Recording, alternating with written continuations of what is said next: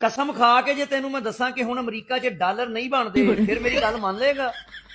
ਤੁਸੀਂ ਰੱਟ ਲਾਈ ਅਮਰੀਕਾ ਆਣਾ ਅਮਰੀਕਾ ਆਣਾ, ਓਏ ਅਮਰੀਕਾ ਹੁਣ ਉਹ ਅਮਰੀਕਾ ਨਹੀਂ ਰਿਹਾ। ਅਸੀਂ ਭਰ ਲਏ ਡਾਲਰਾਂ ਨਾਲ ਬੈਗ ਜਿਹੜੇ, ਮੇਰਾ ਮਤਲਬ ਹੈ ਕਿ ਅਸੀਂ ਭਰੇ ਬੈਠੇ ਆ। ਸਾਡੇ ਅੰਦਰ ਗਮ ਭਰਿਆ ਬੈਠਾ ਵਾ, ਦੁੱਖ ਭਰਿਆ ਬੈਠਾ, ਸਾਡੀਆਂ ਅੱਖਾਂ ਭਰੀਆਂ ਹੋਈਆਂ ਆਂਸੂਆਂ ਨਾਲ।